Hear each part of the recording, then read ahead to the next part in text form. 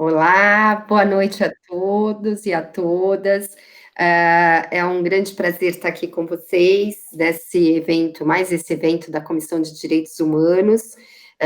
Quero primeiramente agradecer a nossa líder, a Ana Amélia, que proporcionou essa discussão, né? Na verdade, nós viemos de uma série de discussões. Esse já é o evento já de quase do final aí de uma série, né? E eu agradeço demais, assim, principalmente a Ana Amélia por essa oportunidade de a gente poder discutir assuntos tão caros, né, que sempre está em pauta aí na Comissão de Direitos Humanos. Hoje, mais do que nunca, né, é uma grande alegria, principalmente para o nosso núcleo de acompanhamento legislativo, receber três pessoas que abrilhantam aí o mundo jurídico, mas principalmente que são militantes de direitos humanos, que estão aí na linha de frente de uma série de discussões, não só, né, de direitos humanos de maneira geral, que tem uma militância já na área, mas principalmente nesse momento tão delicado, que é o momento aí dessa pandemia que assola aí o mundo, né, e que no nosso país tem sido tratado com tanto desrespeito e de um modo tão leviano, principalmente pelo governo federal. A pandemia, ela trouxe para nós aí uma série de questões no mundo jurídico e principalmente, né, do direito constitucional. Eu acredito que uma das maiores dúvidas aí que a gente sempre teve desde o começo, né, em que medida que as garantias constitucionais poderiam ser, né, de algum jeito relativizadas. Nós temos aí uma série de liberdades que precisaram ser relativizadas dentro do combate à pandemia, principalmente a liberdade de locomoção, a liberdade religiosa, a liberdade de exercício de algumas profissões, né, por exemplo, né, o comércio, que não pode se abrir, e em contrapartida ao direito maior, que era o direito à saúde e ao direito a que as pessoas pudessem, né, se preservar desse vírus. Por outro lado, essa restrição de garantias no momento tão delicado, porque passa a política nacional, no momento em que a nossa democracia está sendo constantemente vilipendiada, também trouxe uma grande preocupação, principalmente para nós que já vínhamos alertando, né, desde o golpe, que de algum jeito o nosso Estado democrático de direito estava sofrendo, né, com um grande abalo e uma grande ameaça por um fascismo aí que estava imperando já, né, e que já vinha, né, num caminhar cada vez mais constante. E essa restrição de liberdades no momento de pandemia poderia, de algum jeito, também, né, abalar ainda mais essa nossa democracia que já vinha tão frágil. Evidentemente, acho que são questões que ainda nos atormentam, a gente tem acompanhado aí o governo federal, principalmente, não só se omitindo na questão da pandemia, né, como trabalhando contrário, né, a toda a forma de prevenção da doença, instigando ainda mais, né, que as instituições sejam abaladas, atingindo de cara o próprio federalismo, né, impedindo também que os estados e os municípios ajam de acordo com a gravidade de cada localidade, mas também nós temos aí uma ameaça real, né, que é a doença em si, e que merece também uma resposta do direito, do Estado, de maneira efetiva e urgente, né, e por isso que a gente está aqui hoje, para responder essa série de questões, né, que nos afligem, principalmente com relação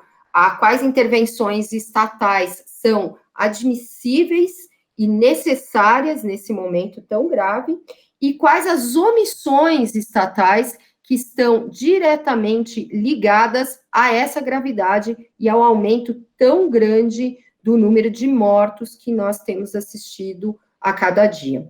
Por outro lado, neste momento também, né, tão grave, porque passa o Brasil, principalmente, né, o mundo de maneira geral, mas o Brasil em particular, aquelas diferenças e aquelas desigualdades que já nos eram tão claras, né, e tão urgentes, passaram a ser ainda aumentadas, né? Então, nós temos assistido aí as diferenças de gênero, as diferenças de raça, as diferenças de classe, de algum modo, sendo ainda maiores nesse momento do isolamento social e pela pandemia, porque essas situações que já existiram foram ainda mais agravadas.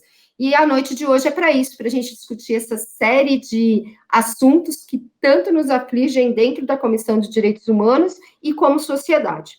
Para tanto, nós estamos recebendo aí, né, 3 grandes amigos, 3 grandes juristas, que é o doutor Pedro Serrano, professor da Pontifícia Universidade Católica, que leciona lá Direito Constitucional e Teoria do Direito, do mestrado e do doutor, mestre e doutor também pela PUC, pós-doutorando em Teoria do Direito pela Universidade de Lisboa e pós-doutorando em Direito Público pela Universidade de Paris e Teoria Política pela Universidade Católica de Paris.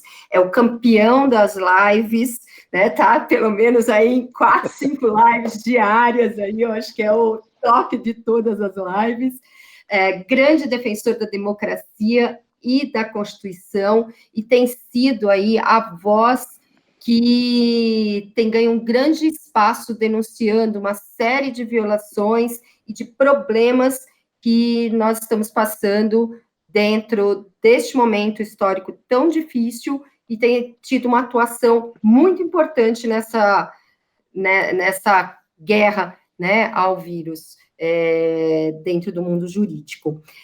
Pedro, a gente quer te ouvir. Você tem a palavra. Eu agradeço muito o convite, tá com 3 pessoas queridas aí, né? Quer dizer, junto, debatendo. É muito importante para mim isso. Agradeço imensamente o convite de vocês. É uma honra mesmo. Eu vou tentar tratar da forma como a gente tem interpretado o tema, vamos dizer, desses estados de emergência, de exceção, para mim não é um tema novo, é um tema que eu dedico ao foco principal das minhas pesquisas desde 2006, por aí 2007. Eu publiquei meu primeiro artigo sobre o tema em 2007. E fiz esse pós-doc em Lisboa, estou terminando agora os de Paris, quer dizer, todos com esse foco, né? Para exatamente isso. Então, é um tema que eu me sinto íntimo, gosto de tratar.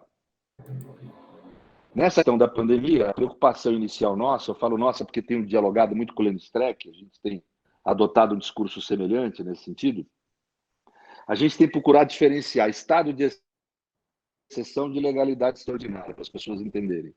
O estado de exceção, ele existe, é uma manifestação autoritária, ele era uma previsão legítima na Constituição, no artigo 48 de Weimar, Constituição de Weimar, mas acabou sendo apropriado pelo próprio Hitler, né, de forma ilegítima, etc., e acabou entrando, vamos dizer, para a teoria geral do direito constitucional e teoria geral do Estado como uma categoria negativa, uma categoria que significa utilizar a argumentação de emergência para você suspender o direito e os direitos, passando a tratar uma parte da própria população como inimigo, ou para título de combater alguma pandemia, etc., utilizando dos poderes, vamos dizer, excepcionais que lhes são atribuídos para poder realizar fins de disputa de poder, ou seja, fins totalmente desviados do combate e da emergência a qual eles foram destinados. A característica do estado de exceção é a anomia, porque ele implica a suspensão dos direitos.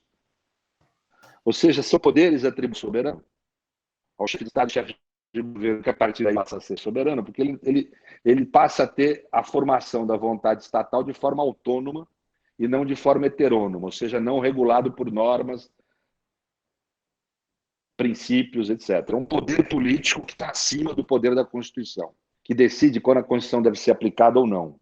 Portanto, um poder anômico, poder que não tem regulação, que não tem normas regulando. Kant chamava de selvagem. Ferrajoli, um grande jurista italiano, tem um livro chamado Poderes Selvagens, onde ele tenta descrever esse tipo de fenômeno na contemporaneidade, usando o nome selvagem inspirado em Kant. Selvagem é aquele que não é regrado por norma, né? Vamos dizer, os homens na sociedade primária viviam uma vida selvagem, regrada pela sua força física, não por normatividade, por modais deônticos. Então, o estado de exceção é aquela atribuição de poderes excepcionais ao chefe do executivo em que há anomia. As medidas de exceção também são medidas anômicas, que aparentemente cumprem a normatividade, mas é uma fraude no seu conteúdo. Na realidade, não há realização da normatividade, mas uma ação política, tirânica, que busca combater os inimigos.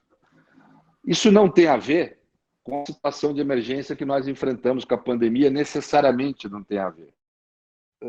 O Estado Democrático de Direito tem mecanismos para poder responder a situações extraordinárias e de emergência. Mas são situações em que você tem alguma restrição a direito, alguma limitação, vamos dizer, dos direitos públicos, mas você continua tendo Estado Democrático de Direito. Por isso que nós chamamos de legalidade extraordinária, porque não é uma situação de anomia. Os poderes dados às chefias dos executivos não são poderes anômicos, não regrados por princípio ou norma. São regrados por normas, são limitadores, normas e princípios que limitam os poderes, e que mais do que isso, a gente ensina para qualquer estudante de direito, de primeiro ano, em Fundamento de Direito lá na PUC, por exemplo, Fundamento de Direito Público, que a característica do Estado de Direito é o governo das leis, não o governo dos homens. Ou seja, como disse Celso Antônio Bandeira de Mello, o poder é amalgamado à noção de dever no Estado de Direito. Não existe poder puro, autônomo no Estado de Direito.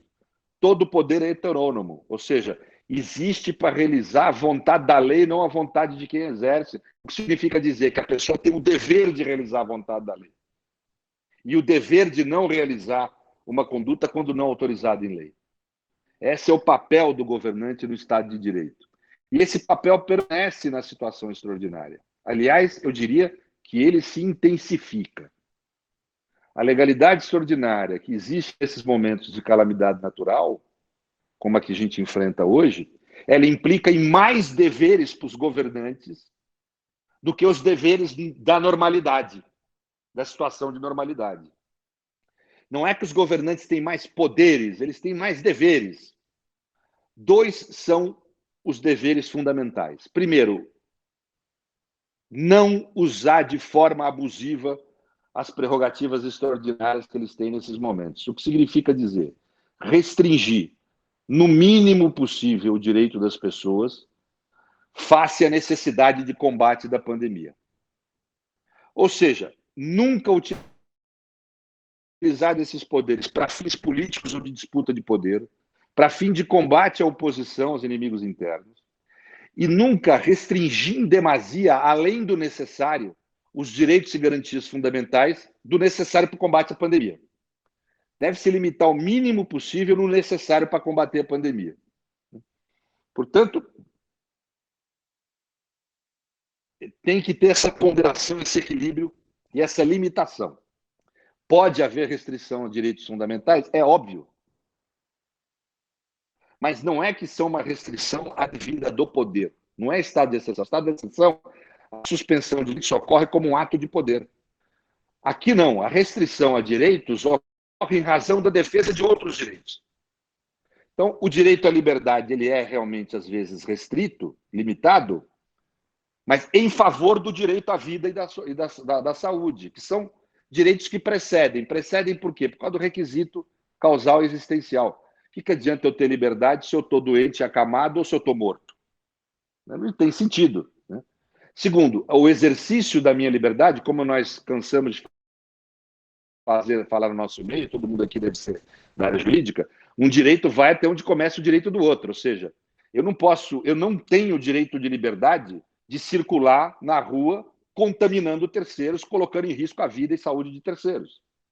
Ou seja, não tenho liberdade de fazer. Por que eu não posso fumar no ambiente coletivo fechado? Que é um ato de liberdade também. Eu não posso fumar no ambiente coletivo fechado porque eu não posso ofender a saúde e a vida de terceiros em razão da minha liberdade. O meu direito à liberdade não se confunde com liberdade. São conceitos diferentes. Liberdade é um conceito filosófico, significa agir livremente. Direito de liberdade é sempre uma conduta limitada. Né? É uma liberdade limitada pelos direitos dos outros. Numa situação de pandemia, o direito à vida e à saúde precede o de liberdade. Então, agora, como qualquer relação de ponderação, ele deve restringir a liberdade do mínimo necessário para garantir a saúde e a vida, não mais do que isso. Então, espero que tenha ficado claro isso. Não é forma de restringir, é em razão do Estado de Direito que a liberdade é limitada nessas situações de legalidade extraordinária. Mas esse poder nunca pode ser abusado.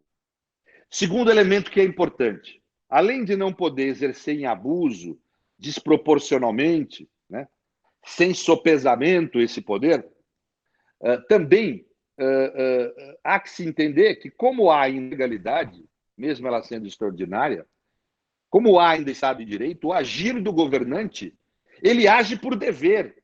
E como há uma situação de emergência, ele age com um dever mais intenso. A ordem jurídica dele mais intensamente exige a sua atuação como dever e não como uma escolha pessoal, não como autonomia de vontade, mas uma estrita heteronomia. E o que significa dever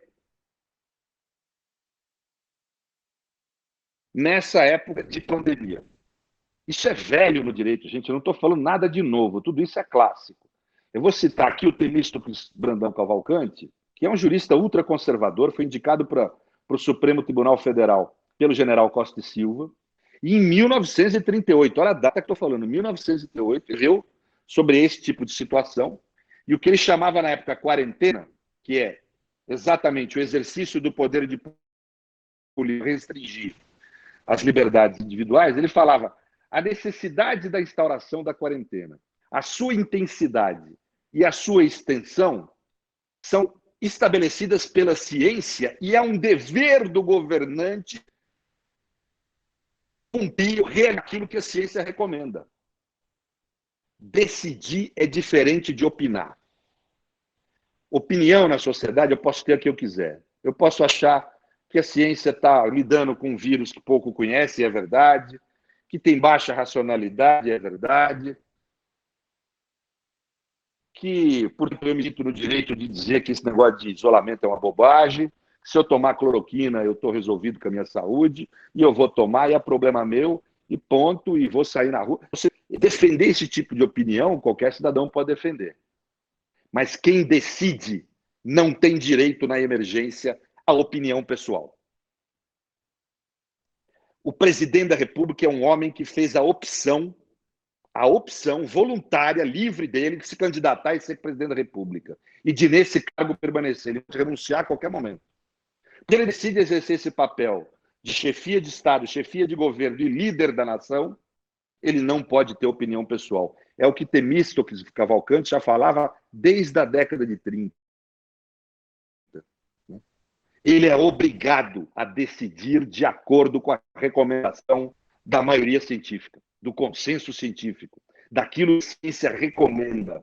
Mesmo que a ciência ainda não tenha domínio total desse objeto, conhecimento total desse vírus, e a cada dia esse conhecimento vai avançando, ela recomenda, com base na experiência de outras pandemias, quais são as condutas que mais salvam vidas, que mais preservam a saúde, mais cautelosas para isso. O presidente da República não tem opção do plano jurídico, senão seguir e decidir de acordo com essas recomendações. Quando ele não faz isso, ele comete uma inconstitucionalidade grave, comete um atentado à Constituição. Talvez uma conduta que dê para ser considerada crime, porque ele tem o dever jurídico não de fazer o que ele acha, não de expressar, inclusive, a sua opinião. Eu tenho o direito de circular restrito, ele tem o direito de livre expressão dele restrita nesse momento. Por que ele tem esse direito restrito? Porque quando ele fala, ele interfere na vida das pessoas. Então, quando nós temos um presidente da República que estimula a desobediência civil, as medidas extraordinárias de restrição, as medidas sanitárias determinadas pelas autoridades públicas, ele está cometendo um crime grave, porque ele é o chefe da nação orientando a desobedecer. É gravíssimo isso. Mas eu queria, Margarete, se você permitir, tratar do que eu acho que são as principais, além dessa inconstitucionalidade fundamental, que é o descumprimento do dever, tratar de algumas inconstitucionalidades que eu tenho observado e que acho que são relevantes. Claro, Pedro, fica à vontade. A primeira, e que são cruciais para a nossa vida como nação, eu diria. A primeira questão, inclusive, eu promovi junto com grandes aí, colegas, Rafael Valim, Vardi, a Tainá, que está conosco aí, promoveu comigo, né? E conosco juntos, né, promovemos, a Juliana. Nós promovemos aí pelo PSOL uma DPF no Supremo, que trata para mim de uma questão essencial, que é uma omissão comissiva, inconstitucional e muito ofensiva ao direito à vida e à saúde das pessoas, que é o fato de até hoje os governos federais e a maioria dos estados e municípios terem adotado a requisição de leitos privados e a entrega para uma fila única do SUS. O que significa dizer, o inciso 25 do artigo 5º da Constituição cria ao governante a possibilidade de requisitar bens, serviços, pessoal e instalações em situação de emergência pública. A legislação ordinária detalha, instrumentaliza esse instituto, que é um instituto antigo, antiquíssimo do direito administrativo, mais de 100 anos, para vocês terem uma ideia, que é o da requisição administrativa. É um instituto menos intenso que a desapropriação, né? Tem gente utilizando a palavra confisco, mas nunca, não é nem uma desapropriação. É um uso e um uso remunerado desses bens e serviços. O Estado paga pelo uso, só que ele é compulsório, porque está numa situação de emergência.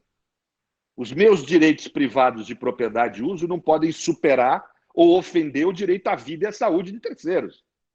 É evidente que a propriedade tem que ceder e ser flexibilizada face à preservação do direito à vida e saúde da cidadania e do povo. É evidente, né? Portanto, já prevendo esse tipo de situação, o Estado Democrático Constitucional de Direito, aqui no Brasil, estabelece esse Instituto da Requisição Administrativa. Na Europa foi utilizada a estatização provisória, nos Estados Unidos são usadas as ordens executivas, com função semelhante a essa. Pois bem, a realidade do Brasil é que nós temos um número de UTIs bom, não é ótimo, não é Brastemp, mas é bom em relação à nossa população. Nós temos 2,6 UTIs para cada 10 mil pessoas. A recomendação da OMS é 3 UTIs para cada 10 mil pessoas. Esse número nosso é maior do que a Itália, maior do que o Reino Unido, maior do que a França. Nós não temos um número mau. O problema é que ele é mal distribuído, social e geograficamente. Um quarto dessa população tem acesso a 56% da UTI. Aquele um quarto que tem dinheiro ou convênio para usar nos serviços privados. E 3/4 da nossa população tem acesso apenas a 44% dos leitos de UTI, aqueles públicos ou privados sob uso do SUS. Ou seja, a realidade... Tá falando aqui, eu vou falar bem mais que 5 aí. Aí eu estou por aqui. Aí essa desigualdade é terrível no plano constitucional. Porque você está determinando que a pessoa pobre sem convênio tem uma vida que vale menos, um direito à vida de menos intensidade e valor, e a pessoa que tem grana. Isso é terrível. É terrível para os direitos, porque o direito deixa de ser tratado como direito, o direito à vida deixa de ser tratado como direito e passa a ser tratado como privilégio. E privilégio é algo antônimo, contraditória à ideia de direito, e algo que não deve existir no Estado de Direito. Não é direito de ninguém ter acesso mais privilegiado a uma UTI no momento de emergência como esse que nós estamos. As vidas têm que ser tratadas de forma igual entre si. É terrível para algo que nós, constitucionalistas, preservamos muito, que é o conceito de nação. Nação não é só um bando de gente que mora no mesmo território com o mesmo estilo. Nação, como diz Dewar, é common ground, é solo comum de valores e afetividades. Como é que eu posso chegar para o sujeito pobre, depois dessa pandemia, normalmente negro, que mora na periferia, e dizer para ele que nós somos a mesma nação. Quando, na época da pandemia, me pus numa posição de privilégio em relação a algo tão essencial quanto a vida. A nação brasileira não tem nenhum tipo de otimismo. Com esse tipo de política, nós vamos sair quebrado dessa crise. Não vai haver nação brasileira. Nunca houve totalmente nação brasileira. Mas agora vai haver muito menos, porque é um momento de radicalização das diferenças em que quebra, arrebenta com a noção de nação. Não há como exigir o contrato social, não há como exigir obediência às leis das pessoas que, na hora que a sua vida estava em risco, foram tratadas de forma desigual. É terrível isso para nós, para todos nós. Mas pior do que isso, ou pior que isso não tem. Mas assim, é terrível essa situação. E não se trata, que nós tentamos argumentar no Supremo, de um poder discricionário, livre, autônomo dos governantes, requisitar ou não os bens. É obviamente um dever criar uma fila única do SUS, porque as vidas têm que ser tratadas de forma igual no Estado constitucional e democrático de direito e na vida civilizada. Não há vida civilizada se numa pandemia você não trata as vidas como iguais. Gozado que no primeiro mundo não houve nenhuma relutância em adotar essas medidas, nem na Europa nem nos Estados Unidos. Aqui há.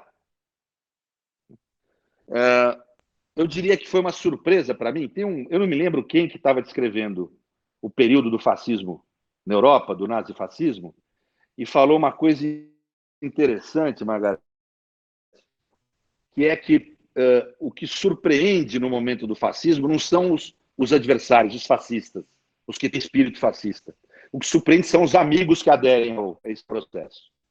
E aí, para mim, me surpreendeu, no Supremo Tribunal Federal, todos os governos do Estado, inclusive os de esquerda, ir contra a fila única do SUS. Irem contra a requisição de bens como uma obrigação. Irem contra essa ideia que as vidas são iguais. Isso me surpreendeu brutalmente. É algo que eu não esperava. Quer dizer, você tem a própria esquerda branca incluída que está no poder, fez um pacto com os outros brancos incluídos e do poder de direita, em vez de fazer um pacto com o povo pobre a quem deveria representar. Para mim, essa conduta é mais grave dos de direita que tomaram a posição, vamos dizer, contrária à ideia de vidas iguais. É mais grave, porque a esquerda tem um dever moral mais intenso. E chega, para mim, estão fazendo uma absoluta... Tem governadores indo para a TV defender a fila única, numa postura amplamente demagógica, quando lá no Supremo, na hora de decidir, foram contra. E eu estou disposto a denunciar isso. Eu estou distribuindo para Deus e o mundo essa petição, que surgiu agora nos últimos dias, para mostrar, quer dizer, para denunciar esse tipo de conduta. Não ficar escondido isso. Os governadores, todos de esquerda, foram contra a ideia de que as vidas têm que ser tratadas de forma igual. Foram todos contra a fila única do SUS. Foram todos a favor de que vida seja um privilégio nesse momento de pandemia. Foram contra a nação, contra os direitos fundamentais, contra os direitos humanos, se aliaram à extrema-direita. E agora, como é que fica a gente falar que o presidente Bolsonaro tem o dever de seguir a ciência? Se essa fila única do SUS, ela não surgiu da cabeça da gente. Ela surgiu de um estudo de Harvard, depois de um estudo da USP, de um núcleo da USP, depois da UFMG, da Fiocruz, do Conselho Nacional de Saúde. Um desses estudos diz que, na melhor hipótese, não adotar a fila única do SUS implica em 14 mil mortes a mais, na melhor hipótese. Ou seja, é inaceitável isso na postura, vamos dizer, ética que a esquerda tem que ter em relação ao direito à vida da pobreza. Então, eu queria aqui fazer essa crítica intensa e essa denúncia. Agora, para piorar a situação, nessa semana começam a surgir, como não foi adotada a fila única do SUS, essa semana começou a surgir as regulamentações, e que combinamos ontem, eu, Lênin Streck, Catone, Martônio,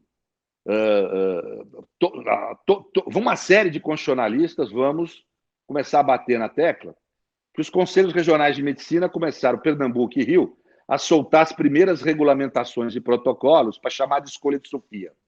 Ou seja, está se aproximando o colapso no sistema de saúde, e aí médico vai ter que decidir quem tem direito à UTI e quem vai morrer sedado. Objetivamente é isso. E os critérios apontados pelos conselhos regionais são absolutamente eugênicos.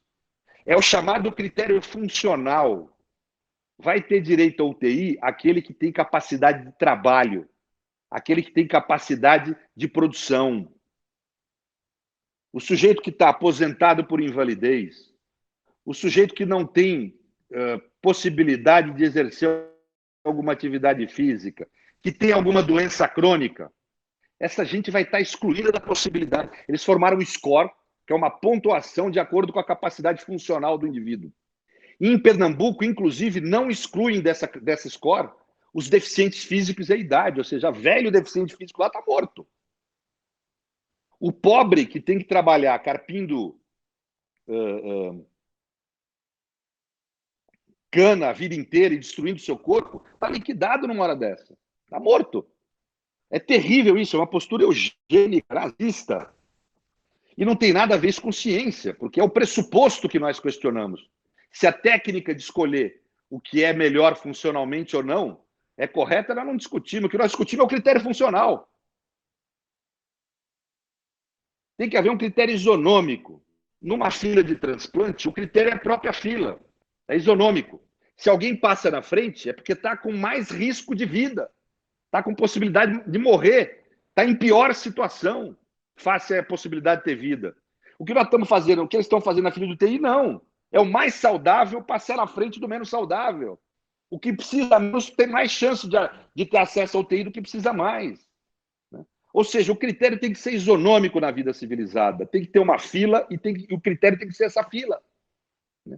Então, nós estamos combatendo essa visão eugênica e autoritária, que é outro problema que vai trazer para a nação. Deficientes físicos, pessoas que estão aposentadas por doença crônica, portadores de doença crônica, vão estar sendo prejudicados no acesso à UTI. Quer dizer, mais uma vez, é um mecanismo de separação, não é só social aí. Ele é eugênico. Ele é com base na capacidade de exploração do trabalho. Isso é terrível. Então, esses são os problemas maiores que eu acho que a gente enfrenta no plano constitucional na pandemia. Nós vamos estar aí, um grupo de pessoas, a Sinara também, nós vamos estar empenhados em combater isso. Né? Não interessa a dedicação integral a combater esse tipo de disfunção. Só para terminar, não há problema maior no Brasil hoje do que o fato de que os distanciamentos sociais orientados na ciência são impossíveis, de fato, de realizar. Vamos ser objetivo. O Brasil não está tendo um distanciamento radical. Ele está tendo um distanciamento social semelhante ao da Suécia, que é considerado um dos países mais flexíveis nisso do mundo e tem tido o maior índice de mortes em toda a área escandinava, toda a Europa setentrional, o país que mais tem mortes a Suécia.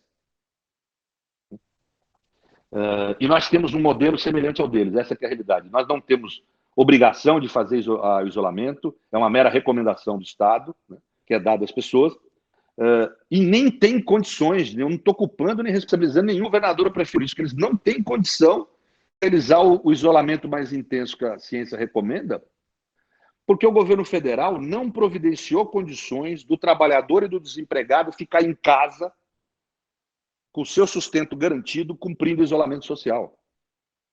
E não fez isso, e eu vou terminar aqui, não tenho tempo de explicar, com indo aos bancos, com 17% do nosso PIB, quase um terço do nosso orçamento, 1 trilhão e 200 bi, numa canetada. E depois ainda concedeu benefícios tributários e agora concedeu ainda garantia até 20 bi dos supostos empréstimos feitos por pequeno e médio capital.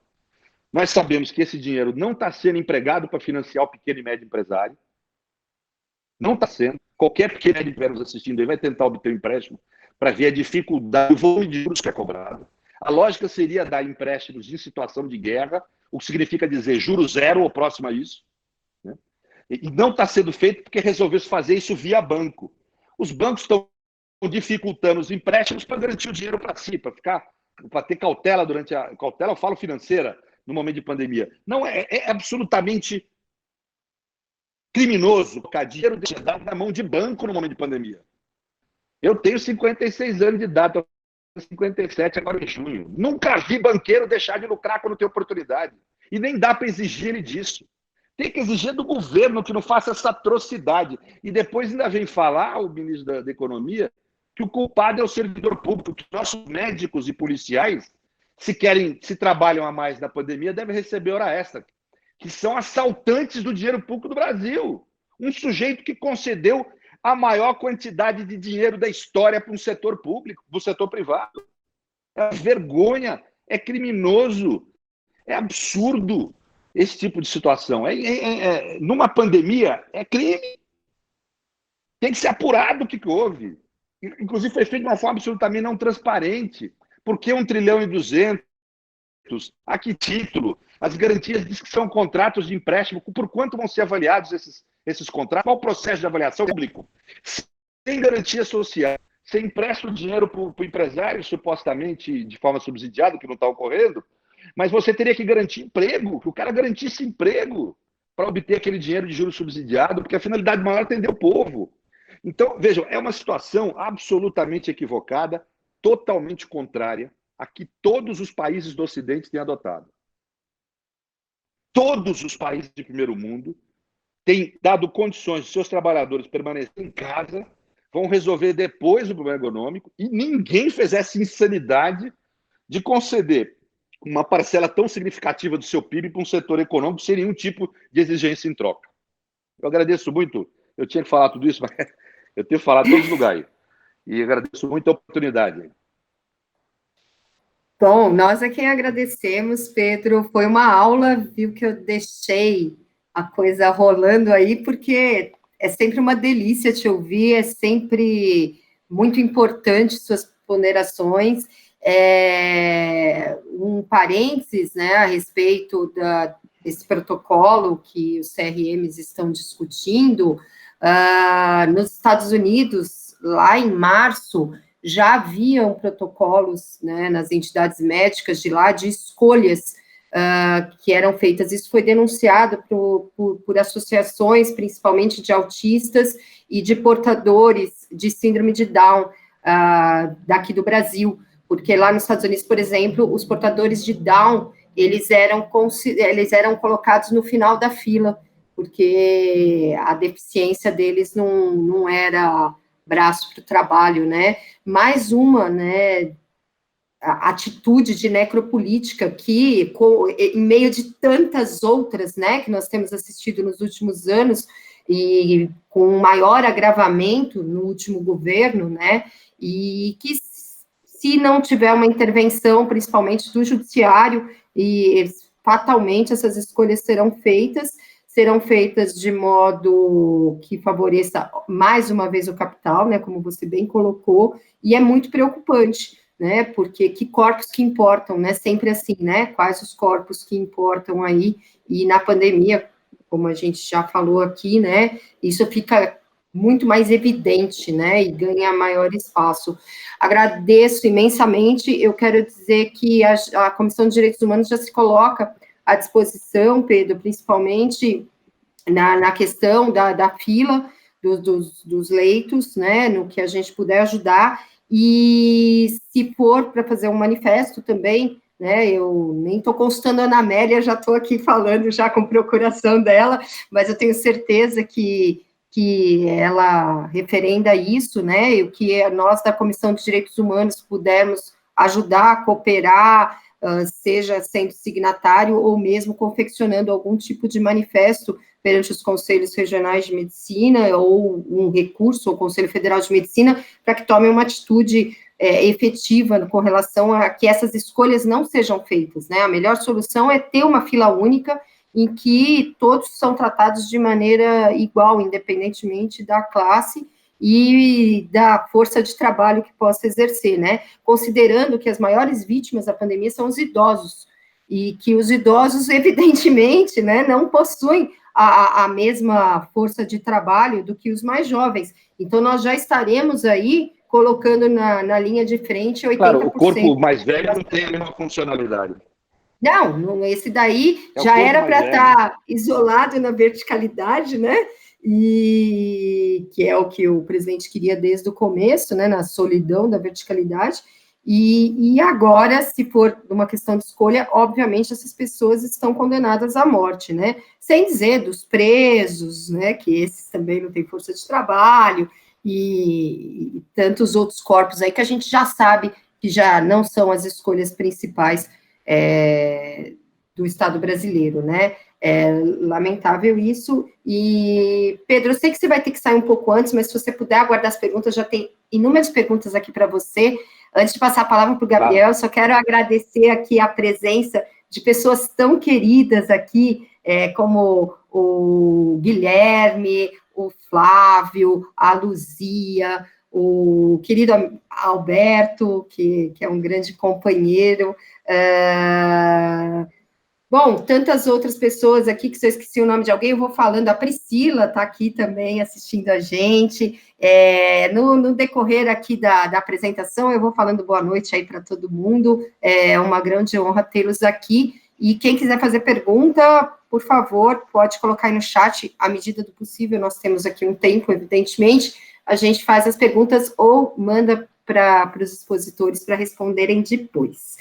Bom, nessa noite incrível, né? Agora vamos ouvir um outro querido e brilhante advogado, Gabriel Sampaio, que também é coordenador do Programa de Enfrentamento à Violência Institucional e de Litígio Estratégico do Conectas Direitos Humanos, que também é uma entidade grande parceira da nossa comissão, sempre trabalhando junto. É membro do Centro Brasileiro de Estudos Constitucionais, mestre em Direito das Relações Sociais pela PUC de São Paulo, foi secretário de Assuntos Legislativos do Ministério da Justiça, foi conselheiro do Conselho Nacional de Política Criminal e Penitenciária, conselheiro do Conselho Nacional de Direitos Humanos, diretor nacional do projeto Pensando o Direito e assessor jurídico no Senado Federal. Bem-vindo, Gabriel, estamos aqui para te ouvir. Boa noite e muito obrigada por ter aceitado o nosso convite. Boa noite, Margarete. Quero te agradecer pelo convite, parabenizar a Comissão de Direitos Humanos da Ordem dos Advogados do Brasil, aqui na Seccional São Paulo. Um grande orgulho fazer parte dessa organização e desse debate tão rico, né, onde posso estar ao lado de pessoas que são referência para todos nós, né? Professor Pedro Serrano, um abraço afetuoso. Tainá, agora, minha colega de trabalho, também um abraço bastante carinhoso. E poder tratar de um tema como esse, nesse momento, e ao lado de pessoas como vocês, para mim, é um motivo de muito orgulho. E, bem, realmente, depois do professor Pedro Serrano, realmente a missão fica, de um lado, mais fácil, de outro, mais difícil, por conta da riqueza de questões colocadas pelo professor. E eu aqui vou procurar, portanto, abordar o impacto da pandemia em temas que envolvem a violência institucional no Brasil. Acho que essa é uma abordagem que pode nos trazer o olhar para um tema que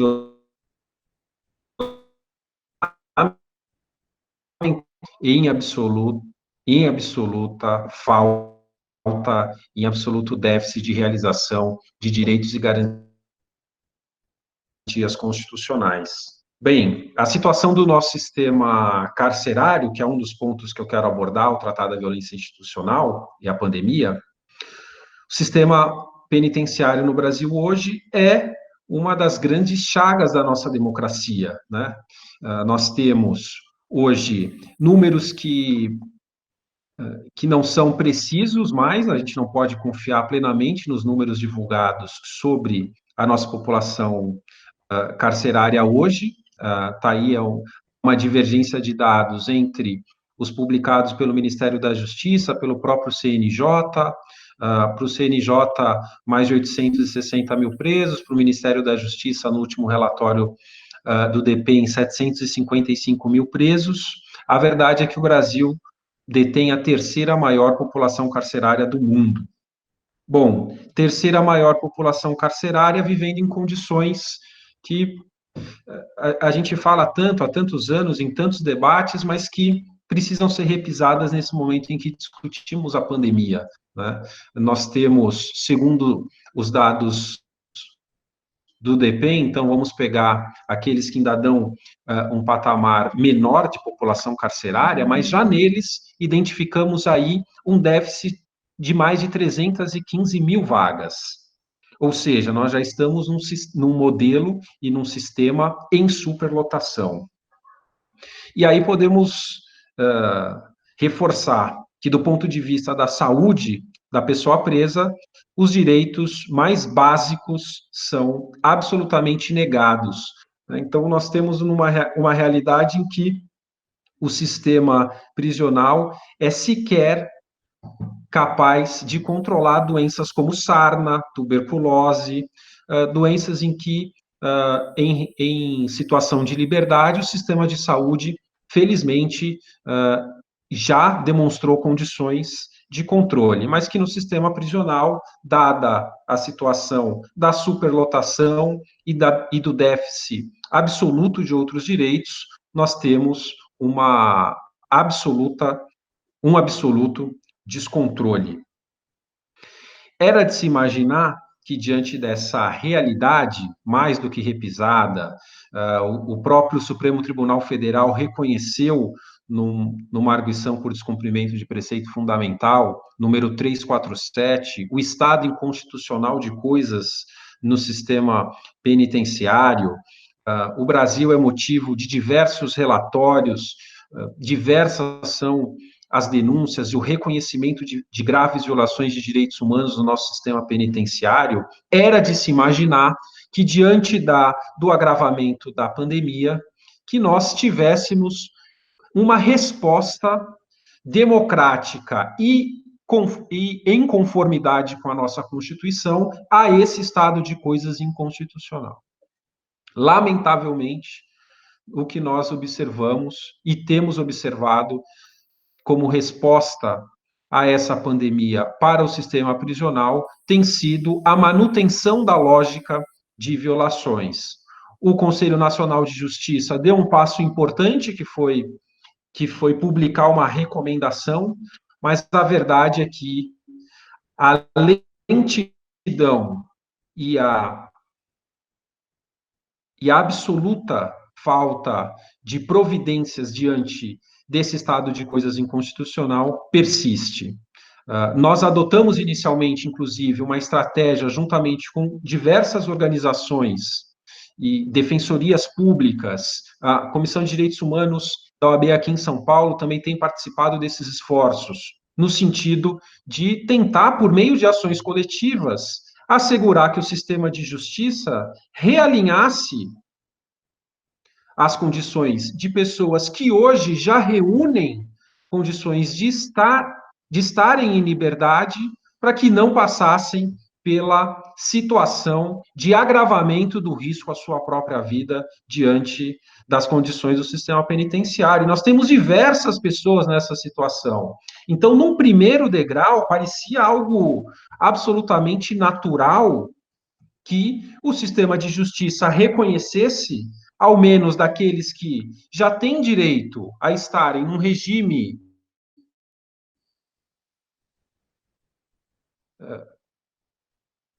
prisional aberto ou até no regime semiaberto, e que pudessem, portanto, estar fora do ambiente penitenciário, passando pelas dificuldades que o sistema penitenciário traz diante da pandemia. Esse é algo muito natural, uma resposta absolutamente simples para o sistema de justiça oferecer à nossa sociedade, né?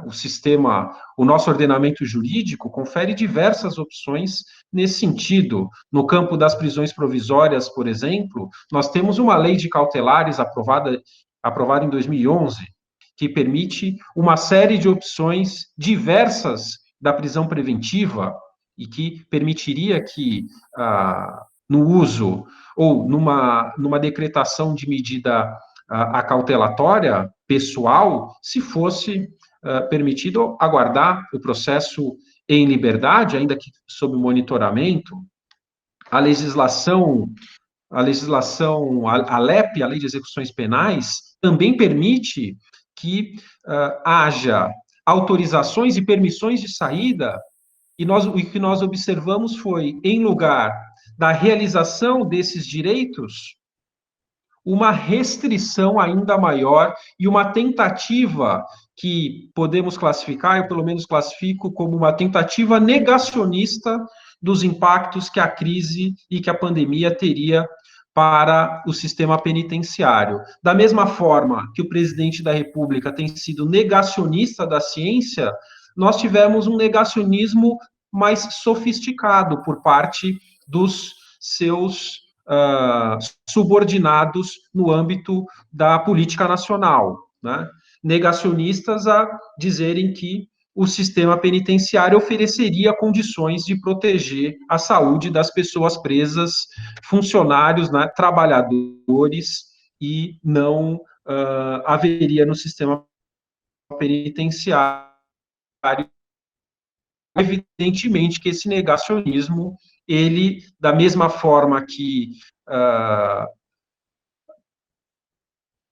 no campo da política geral está absolutamente desconectado da realidade, do ponto de vista do sistema penitenciário também está desconectado da realidade. O suposto isolamento feito no sistema penitenciário, ele era absolutamente ilusório, né? E hoje nós temos dados absolutamente ruins em relação à crise no sistema penitenciário. Hoje, um sistema que fez apenas 3.500 testes, já revelou mais de 32 óbitos ocorridos e quase 1.000 casos de coronavírus. E não é só, né? E ainda existem mais de 666 casos de suspeita, né? Em 755 mil presos, ter tido apenas 3.520 testes, e já do tamanho da gravidade dessa crise.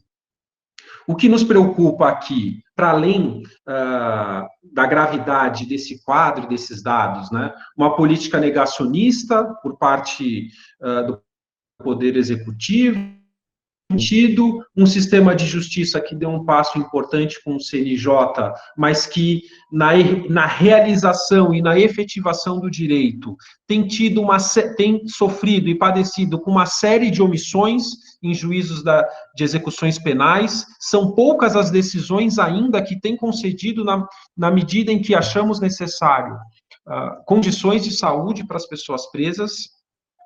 E o impacto e o resultado disso, naturalmente, é o enfraquecimento, não só dos direitos das pessoas presas, mas o enfraquecimento de uma concepção do Estado que é um Estado respeitador do próprio ordenamento jurídico e da sua Constituição. Acho que isso é um ponto importante para que todos aqueles que, como o professor Pedro Serrano colocou, muitos até compõem com as ideias fascistas, outros resolvem lavar as suas mãos, e alguns até apoiam de forma efusiva o tratamento dispensado no Brasil às pessoas presas. Mas a verdade é que, toda vez que o Estado age dessa forma com a pessoa presa, ele também viola os direitos de toda a sociedade, porque viola a Constituição, viola o ordenamento jurídico, se coloca ele, o Estado, como violador de direitos e garantias fundamentais. A Constituição, felizmente, como fruto de muita luta de diversos brasileiros e brasileiras ao longo da nossa história, não legitimou a pena de morte. E nós temos a certeza e a convicção todas aquelas pessoas que têm o mínimo de atenção aos ensinamentos que a ciência tem nos dado em relação ao novo coronavírus, é que a omissão diante da necessidade de tratamento à saúde, de isolamento, de medidas básicas de higiene, condenando pessoas a contraírem no sistema prisional o novo coronavírus, essa omissão, ela implica na leniência com a morte de diversas pessoas. Então, o Estado e todas aquelas pessoas que se omitem diante dessas violações estatais, especialmente os agentes públicos e aqueles que, em última medida, decidem sobre a liberdade, a prisão de qualquer pessoa nesse momento, acabam legitimando a morte dentro do sistema penitenciário. Temos que dizer de forma direta e não esconder essa realidade. Está havendo uma omissão deliberada que transige com a morte de pessoas no ambiente penitenciário. Pessoas presas e trabalhadores que não têm tido as condições mínimas de segurança de trabalho e têm morrido trabalhadores também no sistema. Da mesma forma que o sistema de saúde é afetado, porque se dentro de uma unidade prisional houver o mínimo de sensibilidade com a vida das pessoas que vão padecer sem respiração em meio a uma cela, tal qual estivessem numa câmara de gás, lhe faltando ar dentro de uma cela, precisarão ter um atendimento médico. E se houver algum respeito aos seus direitos fundamentais, essas pessoas deverão ser encaminhadas ao sistema de saúde que não pode lhes negar atendimento. Vai se fazer como no estado de São Paulo, por exemplo, onde em algumas cidades a população carcerária é maior do que a própria população do município. Como é que isso vai ser feito diante da falta de leitos dentro do próprio sistema de saúde? Passando do capítulo do sistema penitenciário, que já é absolutamente calamitoso, no âmbito da violência institucional, nós estamos também diante de um outro estado de graves violações de direitos humanos no nosso país hoje, que diz respeito à violência institucional. Nós estamos muito comovidos com a situação vivida no Rio de Janeiro pelo menino João Pedro.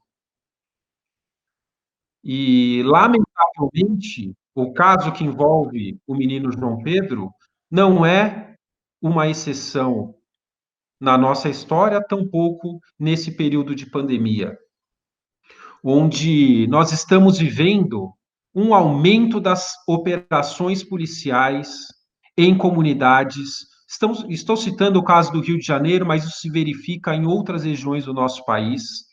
Mas o Estado está se valendo de um momento de pandemia para violar ainda mais direitos e garantias fundamentais cotidianamente negados às populações pobres, negras e periféricas do nosso país. João Pedro foi assassinado dentro da sua casa, onde não valia o direito e o respeito às garantias mais fundamentais de proteção ao domicílio, onde não valia o direito à vida, onde não vale qualquer outro direito social, onde a polícia pode entrar jogando granada dentro da casa de pessoas como João Pedro.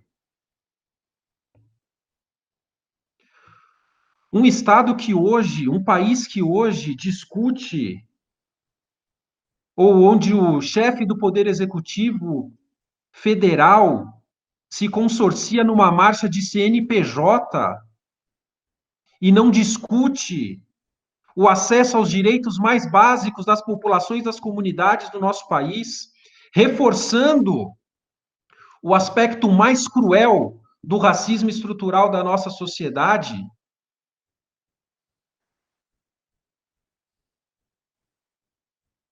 Reforçando e equiparando numa visão que nos remonta à visão pós 13 de maio de 1888, quando a elite brasileira discutia como seria os impactos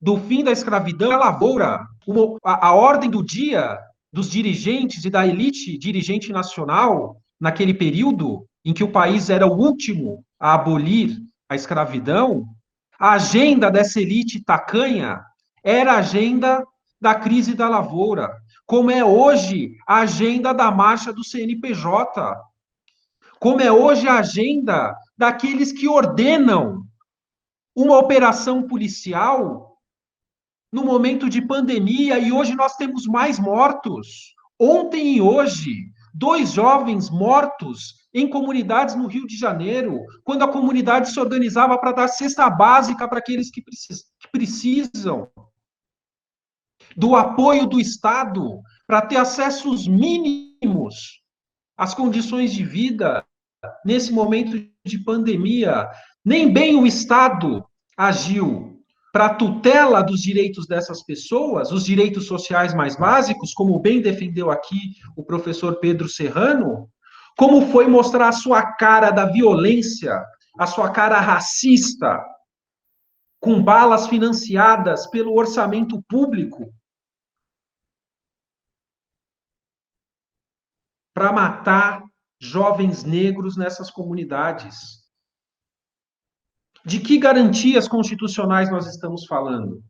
Eu aprendi a defender a Constituição de 1988 como uma oportunidade que essa Constituição nos abriu para resolver uma crise de destino do nosso país.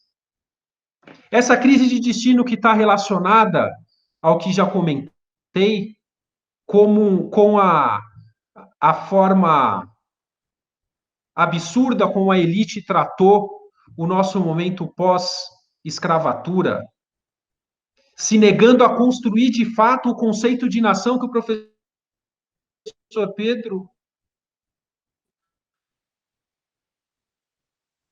nos trouxe aqui, para dizer, então nós, enquanto país independente, desde a primeira Constituição, um conceito de nação que só veio realizar políticas públicas, sociais, para nos resgatar dessa mazela pós-escravocrata, no início dos anos 2000, a Constituição de 88 até criminaliza o racismo, fala de direitos sociais, mas não foi efetiva do ponto de vista da criação de políticas públicas. Formamos uma nação que conviveu tantos anos e séculos, mais de séculos, sem realizar políticas públicas. Inspirado em Caio Prado Júnior, Florestan Fernandes, Clóvis Moura, a gente pode falar nessa crise de destino e na Constituição de 88 como uma oportunidade de superar isso.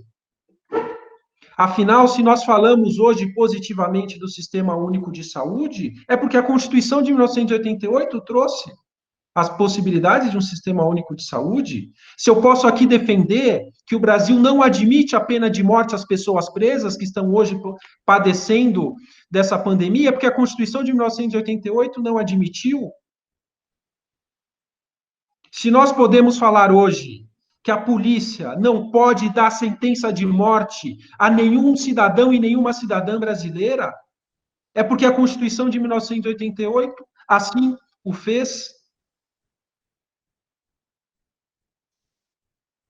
E ainda assim, nós vivemos essa cruzada da violência institucional contra a população pobre, negra e periférica no nosso país. É uma cruzada que muitas vezes é muito falada por nós, defensores da Constituição, é muito falada pelos garantistas no campo do direito penal, pelos abolicionistas, pelos defensores de direitos humanos, mas nós precisamos ampliar essa defesa.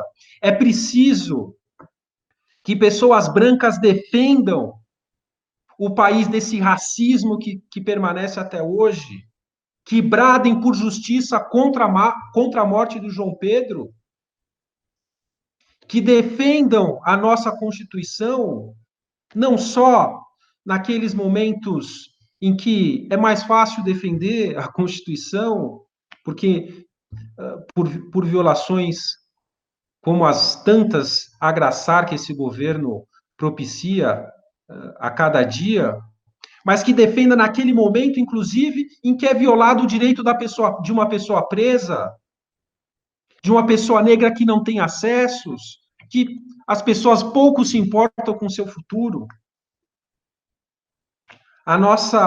Esse nosso momento de pandemia e esse exemplo de Estado democrático de direito que se reproduz no Brasil, contaminado por chefes de poder executivo que defendem mais CNPJs do que direitos básicos da população, que fecham os olhos para a falta de acesso e legitimam a entrada das balas de fuzis nas casas das pessoas que moram nas comunidades, que a gente possa superar essa crise de destino, que a gente possa enxergar nesse momento da pandemia as mazelas que nos impedem de realmente construir uma nação, de realmente construir e efetivar as expectativas trazidas com a construção e a promulgação de 1988, porque ela é a forma de consagração também do sangue derramado por tantas brasileiras e brasileiros que lutaram pela democracia no nosso país. Que a gente possa, portanto, romper com esse ciclo da violência institucional nesse momento de pandemia, como uma etapa para romper com o ciclo de violência institucional perpetuado pelo racismo do nosso país, perpetuado por uma elite atrasada, conformada em ser sócia minoritária de um sistema absolutamente falido do ponto de vista econômico, do ponto de vista do neoliberalismo e do ponto de vista do atendimento às necessidades mais básicas da nossa população. Muito obrigado. Nossa, nós que agradecemos, Gabriel. Grande fala, né? Não tenho nem palavras para agradecer sua contribuição de sempre, na verdade, na comissão, e hoje você nos abrilhantar com essa, mais uma aula, né, imensa, sobre a Constituição e sobre os direitos humanos.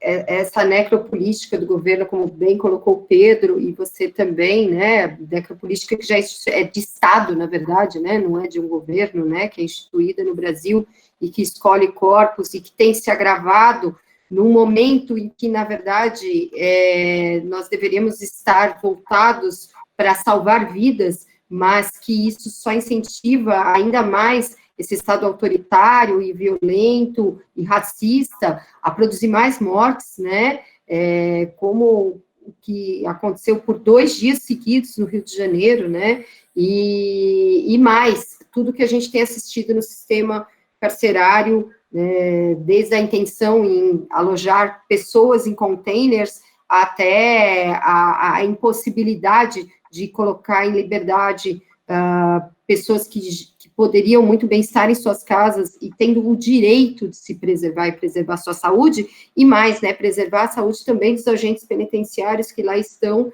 e que também estão contaminando a sua família. Muito obrigada, Gabriel, excelente. Vão ter perguntas aí mais para você, mas já agradeço de antemão. Pedro, acabei de ter o ok da Ana Amélia, que não vou ser demitida, a Comissão de Direitos Humanos está à sua disposição, tanto para a questão da fila única, ver como que a gente pode te ajudar, quanto em qualquer manifesto ou qualquer tipo de ação com relação a essas políticas do CRM de escolha aí de vidas, que está sendo preparado aí como regra administrativa interna, né, desses conselhos regionais, para que a gente se manifeste. A Comissão de Direitos Humanos está à sua disposição para que a gente possa aí contribuir da melhor forma possível dentro do peso e do que a gente possa contribuir aí para isso, tá? Então, pode contar com a gente. Agora, com a palavra da presidenta aqui, que acabou de dizer que a causa também é nossa, tá bem?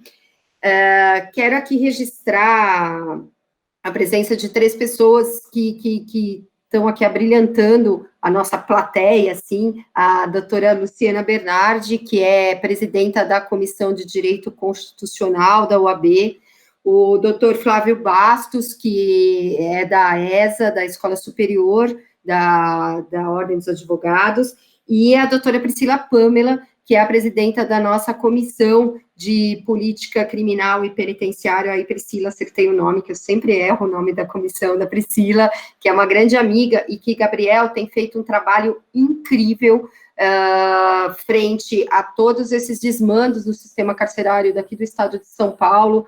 A Priscila tem atuado incansavelmente em algumas pautas junto com a Comissão de Direitos Humanos, outras pautas da própria comissão dela, representando, inclusive, junto à Secretaria da Administração Penitenciária, ao Tribunal de Justiça. Parabéns ao trabalho da Priscila, que tem sido, assim, grandioso, e é uma guerreira aí frente a essas questões que já eram urgentes em matéria de direitos humanos, porque a gente sabe que o nosso sistema carcerário é um país que é o terceiro país do mundo que mais prende, né, e que tem uma grande taxa de reincidência, porque tem um sistema carcerário pífio, né, e desumano e cruel, e que com a pandemia só teve a sua situação mais agravada, e a Priscila tem tido aí um papel excepcional. Parabéns a Priscila aqui, quero deixar público aqui meus parabéns e meus agradecimentos pela parceria também junto com a Comissão de Direitos Humanos. Agora, e por último, mas eu quero só registrar que o desejo de falar por último foi da Tainá. Para mim, ela é a primeira, a maioral. A Tainá é uma grande militante de direitos humanos, grande militante da questão racial e uma grande amiga, querida, irmã, parceira. Enfim, Tainá, uma grande alegria estar aqui, tá? Então, nós vamos ouvir agora a Tainá Yared, que é advogada, mestranda em Ciências Humanas e Sociais pela Universidade Federal do ABC. Ela é membro da Rede Feminista de Juristas, pesquisadora do Núcleo de Estudos Afro-Brasileiros da Universidade Federal do ABC, pós-graduada em Direitos Fundamentais pela Universidade de Coimbra, professora no Centro Paula Souza, coordenadora de assuntos antidiscriminatórios no Instituto Brasileiro de Ciências Criminais, vice-presidente da Comissão de Igualdade Racial aqui da OAB, atua nas áreas de violência política, formação de raça e gênero e cofundadora da iniciativa Treta Aqui, uma plataforma de denúncia do discurso de ódio nas eleições, e foi citada pela OEA, e também é membro do Me Representa, e agora também do Conectas, juntamente com o nosso querido Gabriel. Tainá, uma felicidade imensa estar aqui, uma grande honra te ouvir. Quero te ouvir, Tainá. Ai, obrigada. Eu que agradeço o convite, agradeço a oportunidade de ver gente querida, Margarete, que é uma amiga, assim, amiga diária, amiga próxima, é família. Pedro, que é uma pessoa que eu gosto muito, que está sempre comigo, da qual eu participo dos estudos, sou inclusive do grupo de estudos dele, estado de exceção. E Gabriel, que é meu chefe, que é uma pessoa querida, fantástica, extremamente generosa, com quem eu tenho o prazer de trabalhar. Eu acho que a gente só é grande pelas oportunidades de conhecer pessoas excelentes na vida. E eu me considero hoje uma pessoa grande porque eu tenho a oportunidade de ter vocês na minha vida. Sou muito, muito, muito grata. Mas eu acho que a gente precisa conversar sobre várias coisas, né? Porque do que eu vou falar, de tudo que os outros dois palestrantes disseram tem a ver também, que é a rotina e a vida das mulheres dentro dessa pandemia. Eu queria começar falando sobre microopressões, que é um tema que foi estudado pela professora Sueli Carneiro, na tese dela, mas que também é estudado pelo professor Aquilim Bembe, no livro dele, Políticas da Inimizade, que é meu livro de cabeceira, eu durmo com ele, eu ando com ele, enfim, é meu livro preferido. E eu acho que é um bom conceito para a gente trabalhar aqui, quando a gente fala de violência de gênero no Brasil, dentro da pandemia da Covid-19. Eu acredito que vale a gente lembrar e levar em consideração que a gente já estava dentro de uma pandemia, que é a pandemia da violência doméstica no Brasil. Porque a cada 2 minutos uma mulher registra um boletim de ocorrência, uma denúncia, uma queixa-crime relacionada à violência doméstica. E a cada 10 ou 20 minutos, uma mulher sofre violência física, violência sexual. Mulheres e meninas são constantemente violentadas. E 43,6% dos locais dessa violência contra a mulher são os lares. Então, a partir daí, a gente tem um parâmetro de reconhecer que as mulheres atualmente estão dentro dos lares por conta da quarentena. Que a gente precisa respeitar, que a gente tem aí um ambiente externo que não nos permite estar na rua, não nos permite sair, não nos permite desopilar do ambiente que necessariamente pode ser violento para nós mulheres. Mas a partir daí nós vemos também o dobrar das denúncias de violência doméstica e o dobrar do número de feminicídios, pelo menos aqui em São Paulo. Para além disso, a gente observa o como a mulher, principalmente a mulher negra, pobre e periférica, é tratada dentro desse ambiente da pandemia. Porque são as mulheres que exercitam o ambiente e o locus de cuidado da casa. Isso acaba fazendo com que as mulheres que já tinham uma jornada tripla acabam tendo uma jornada quádrupla ou quíntupla, atrelada ao homeschooling, que não levou em consideração a rotina dos genitores para fazer com que essas pessoas pudessem apoiar seus filhos no ambiente escolar virtual. A jornada de home office, porque dependendo do lugar que você trabalhar, que não considere a necessidade de manutenção da sanidade mental e emocional do seu funcionário, essa pessoa vai ter uma dificuldade de conseguir exercer essas suas capacidades elaborativas em sua plenitude. A jornada doméstica, porque hoje em dia, principalmente com essa pandemia, o que nós temos? Um espaço em que é necessário que haja extrema limpeza nos lares brasileiros e nos lares mundiais, por sua consequência, por conta de ser uma pandemia. Só que isso significa pensar em compreender quem vai lavar, quem vai colocar na máquina, quem vai esfregar no tanque, quem vai estender, quem vai passar e quem vai guardar. E normalmente, infelizmente, habitualmente, socialmente, esse lugar de cuidado é o da mulher. Não só o cuidado doméstico, físico e de limpeza, mas também o cuidado com pessoas idosas, com pessoas enfermas, com as crianças.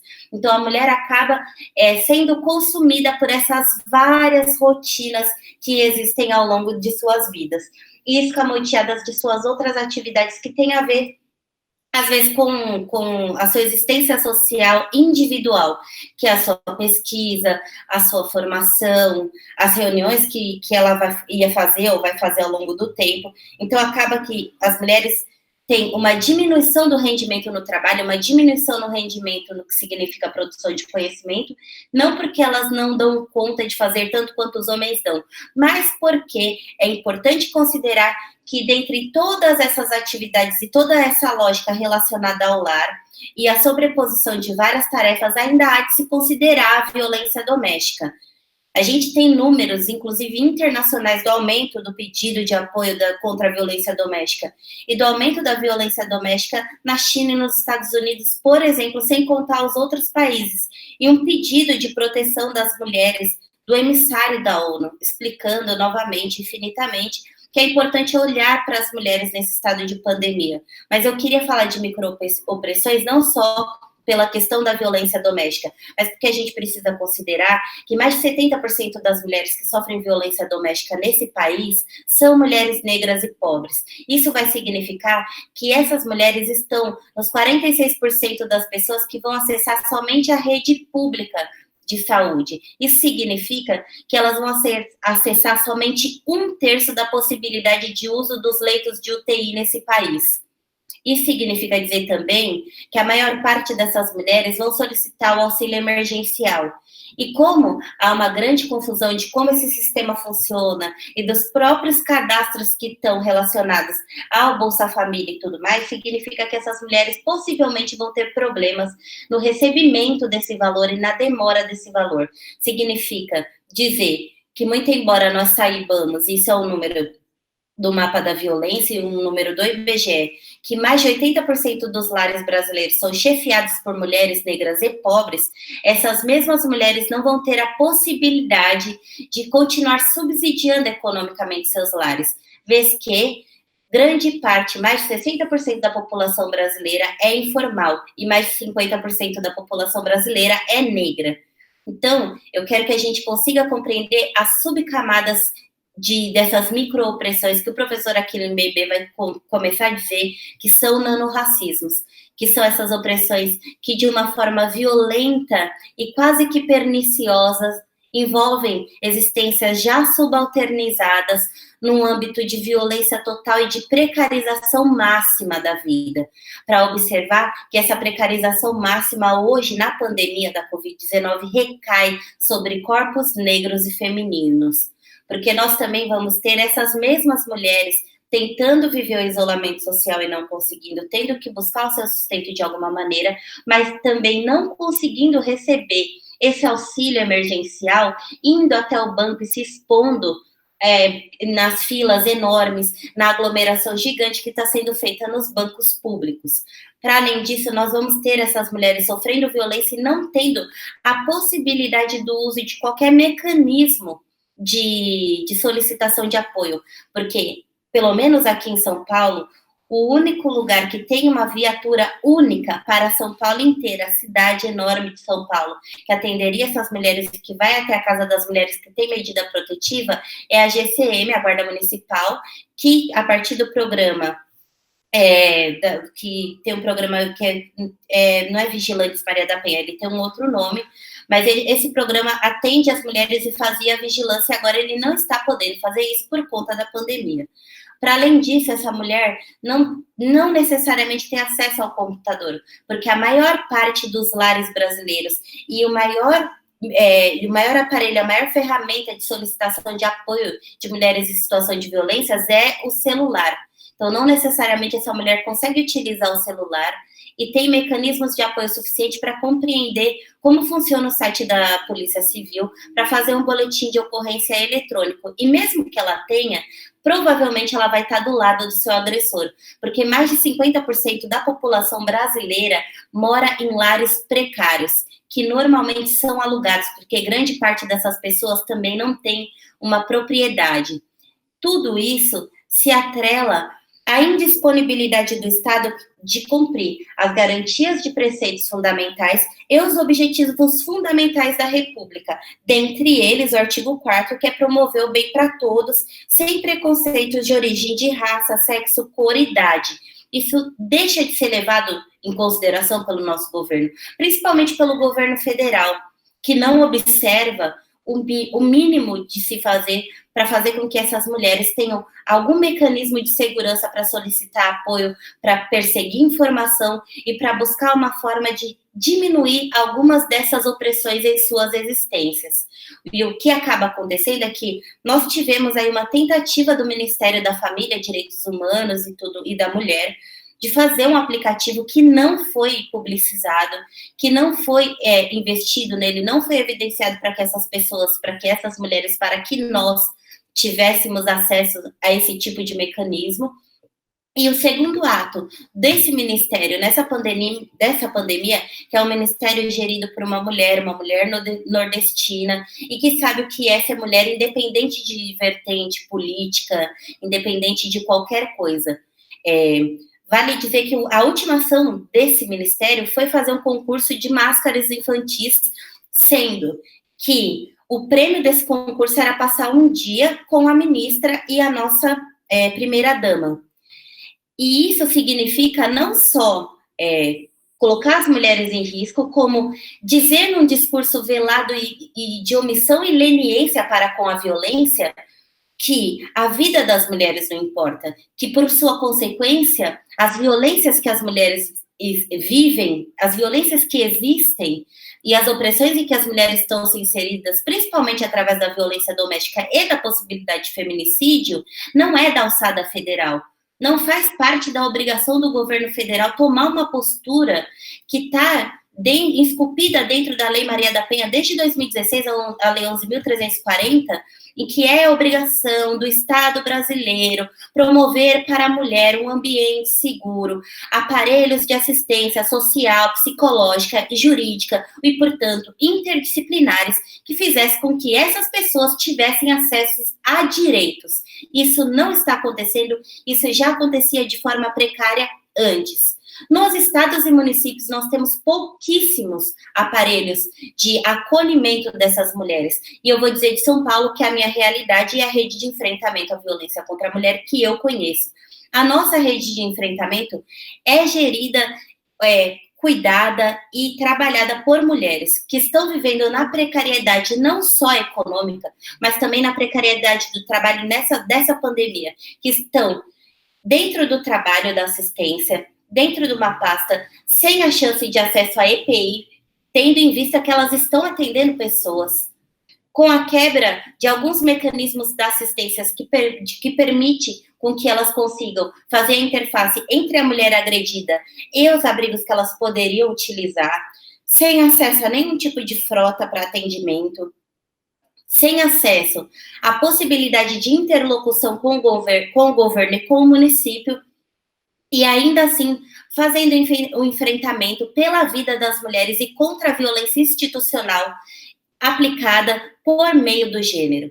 Vale a gente observar também que, muito embora tudo isso, muito embora a gente não tenha aí os mecanismos necessários e importantes para que nós façamos a manutenção dos direitos das mulheres, existem iniciativas, sim, mas essas da sociedade civil que entendia antes, e que entendia antes quando lutou pela Constituição de 88, e que entende agora que somos nós por nós, e que a manutenção da nossa vida e dos nossos direitos é feita a partir da empatia e da solidariedade de pessoas, porque o nosso governo foi esvaziado de sentido ético e obrigacional das obrigações e das responsabilidades constitucionais a que ele está inserido, no momento em que ele, dentro do judiciário, deixa de cumprir as recomendações e as decisões do CNJ para liberar mulheres que são mães de crianças com menos de 12 anos,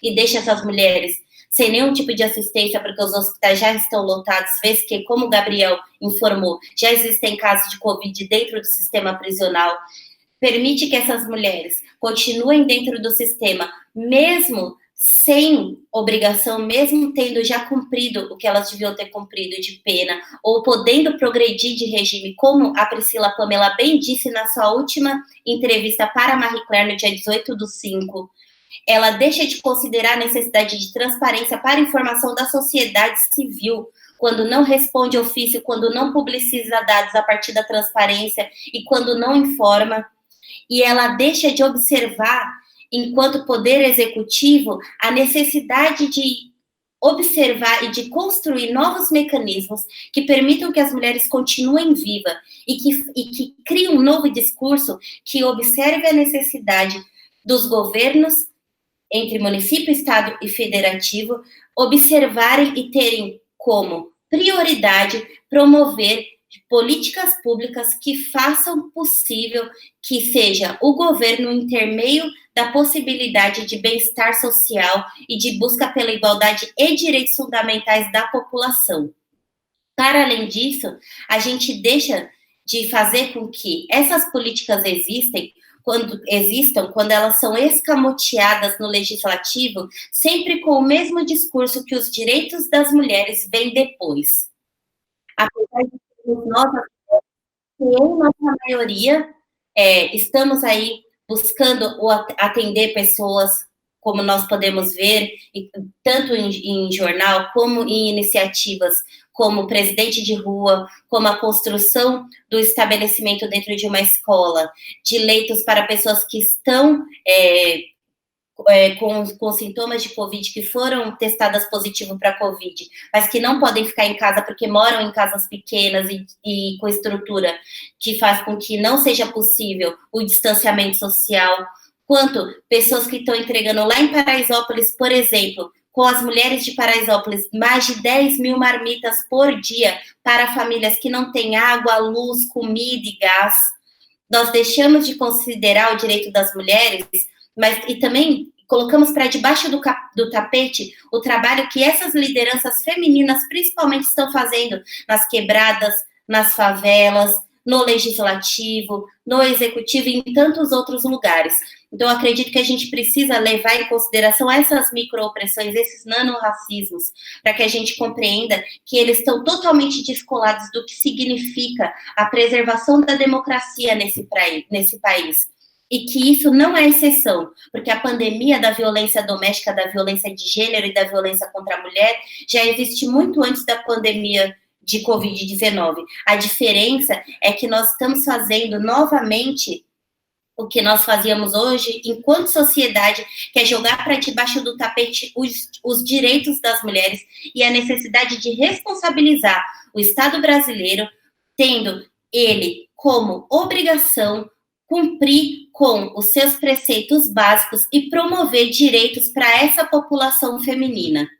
E isso nós devemos levar em consideração para a gente pensar, primeiro, e observar e ter fresco em mente que os direitos das mulheres são primordiais também, tanto quanto os outros, não devem ser colocados em segunda e em terceira escala, que direitos não têm essa escala de primazia, pelo menos no Brasil, e que, segundo, a gente precisa impulsionar essas iniciativas e apertar o governo para fazer com que ele cumpra a sua obrigação básica, que é defender a democracia, cumprir os objetivos fundamentais da Constituição Federal e cumprir os nossos direitos básicos e fundamentais. E quero agradecer muito aqui a oportunidade de dizer isso para vocês e compartilhar. Obrigada. Bom, a gente que quer agradecer por essa aula brilhante, Tainá. Falar de direitos das mulheres em tempos de pandemia nunca foi tão urgente, né? Porque, na verdade, como você bem disse, as mulheres sofrem violência desde sempre. Não é a pandemia que piorou a violência. A pandemia só escancarou mais uma violência que já existia. Lembrando que, segundo dados do Fórum Brasileiro de Segurança Pública, os maiores violentadores de mulheres são aqueles conhecidos, são homens conhecidos, isto é, o marido, o namorado, o irmão, o vizinho, não é o desconhecido. E o pior lugar para uma mulher estar nesse país, o menos seguro, é dentro da própria casa. Então, não é à toa que, em tempos de isolamento, a violência contra a mulher aumentou tanto, e que as mulheres negras sofrem violência 50% mais do que as mulheres brancas. Então, obviamente, são as maiores vítimas. E as pessoas negras também são as maiores vítimas do Covid. Isso já está, né, estatisticamente comprovado, e que também é um reflexo da violência que nada mais é da sociedade, que são as pessoas que menos têm acesso ao sistema de saúde e que menos podem ter acesso a todo o aparato estatal, que era mais do que uma obrigação.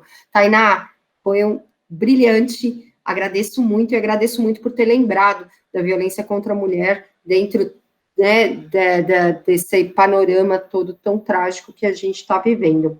Eu vou passar rapidamente para as perguntas.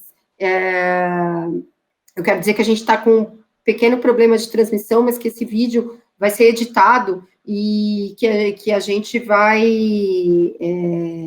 tentar amenizar aí, mas quem está assistindo não desiste, né? A internet está realmente sobrecarregada, né, nesses tempos de pandemia. Eu acho que o feriado em São Paulo só atrapalhou um pouco e agravou essa situação. Hoje, o dia todo, a internet está com alguma dificuldade, mas estamos ao vivo no YouTube, com algum delay, com alguma dificuldade, mas nós estamos aí ao vivo e transmitindo, e que esse vídeo depois vai ser colocado na página da Comissão de Direitos Humanos, para que todos tenham acesso de qualquer forma, e aí de um jeito um pouco menos cheio de interrupções. Pedro, a gente tem uma pergunta aqui, que eu acho que é aí a pergunta que não quer calar no dia de hoje, é a pergunta do Guilherme, dirigido para você, e diz respeito às omissões e ações do nosso presidente da República.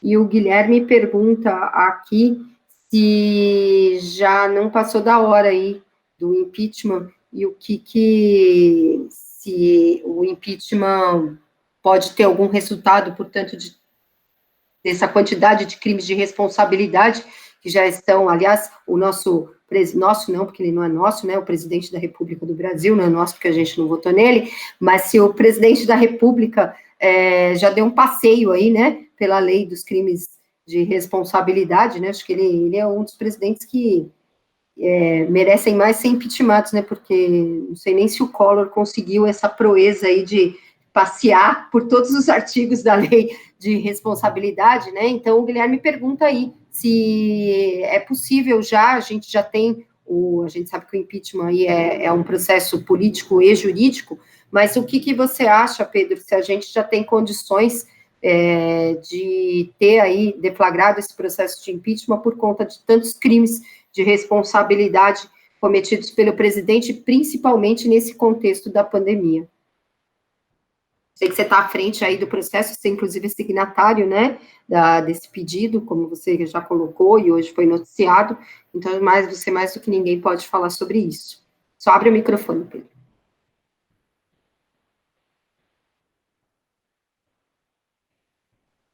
Eu tenho, vamos dizer, mais conforto em falar isso no plano jurídico constitucional, né? Assim, eu adoto, cada um de nós aí da área jurídica tem que adotar alguma linhagem de pensamento. Ela pode ser própria, a gente pode compor nosso falamento, ou adotar de outros autores, normalmente é um composer, né? A gente sempre tem um pensamento matizado pela gente a partir de certos autores com os quais a gente dialoga, né? O direito brasileiro carece de uma teoria própria, né? Ele é um direito com uma peculiaridade, com características que são muito singulares e que não tem como você tropicalizar integralmente as teorias, vamos dizer, anglo-saxônicas europeias, não tem como. Mas, assim, a partir vamos dizer, eu tenho uma teoria avaliativa do direito, normativa, né? Não sou um positivista, adoto uma visão normativa, hermenêutica spinoziana do direito, entendo, portanto, que a essência do direito são os princípios e os direitos, né?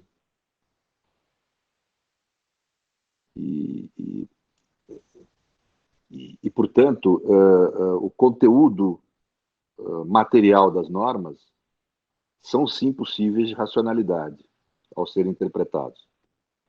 Eu acho que a crítica, essencialmente, que eu tenho, por exemplo, ao positivismo, às teorias formalistas, não é de falsidade, a partir de um critério metafísico de verdade, não é isso.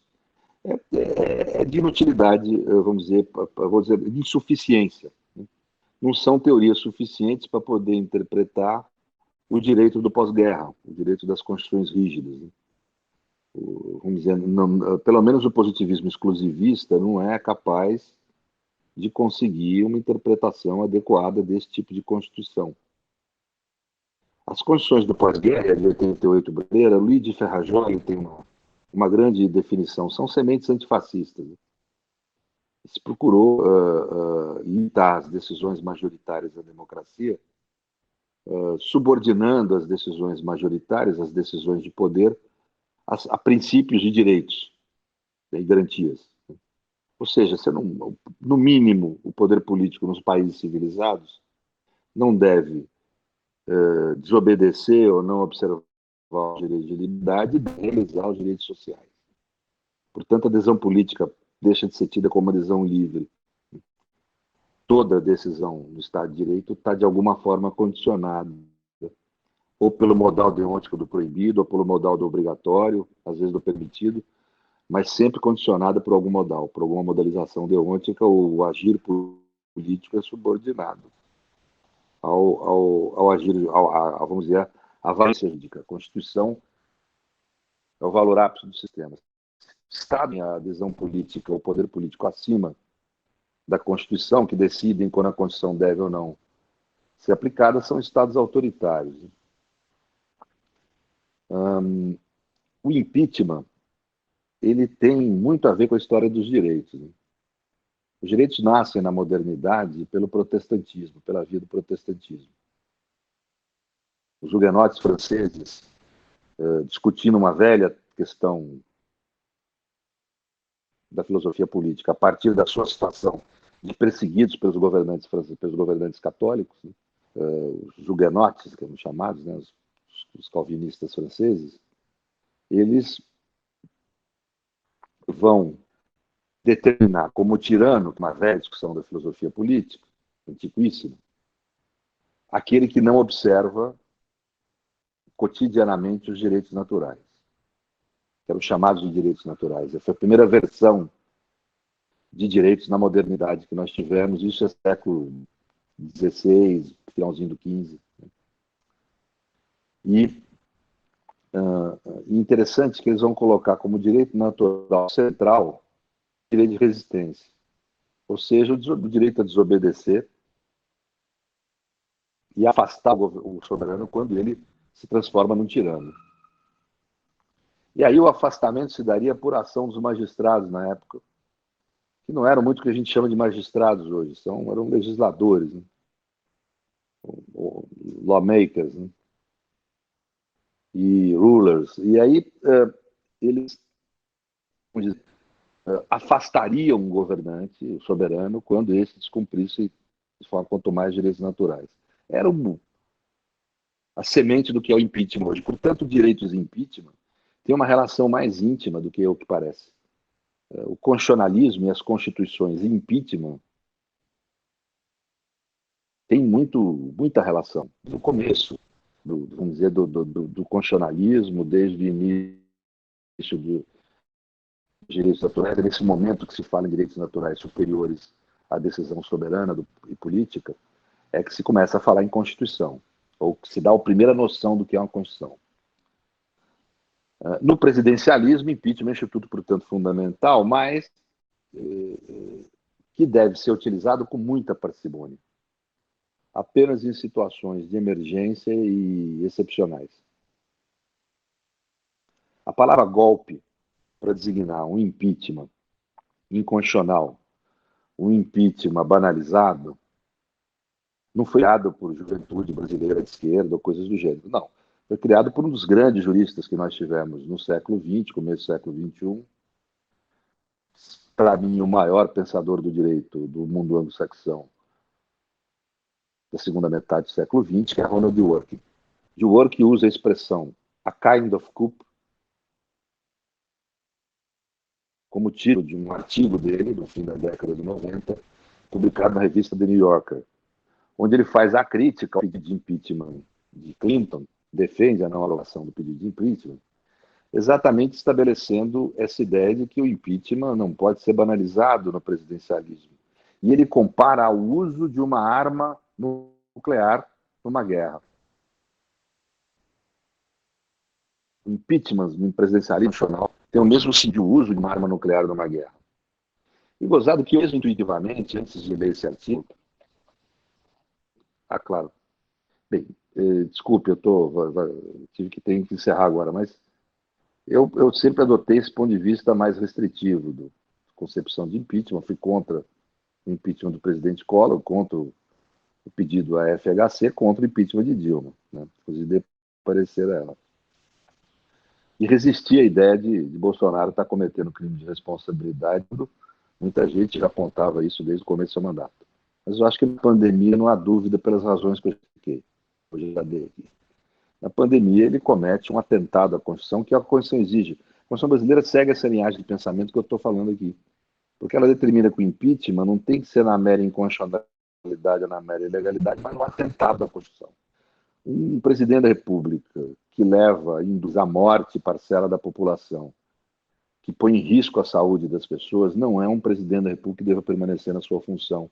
Ele descumpre de forma intensa o direito mais essencial que o Estado deve garantir, que é o direito à vida e o direito à saúde. Portanto, para mim, essa conduta caracterizou definitivamente, no plano jurídico, o cometimento de crime de responsabilidade. Todos nós sabemos que não basta haver o cometimento de crime de responsabilidade por presidente ser pedido, né?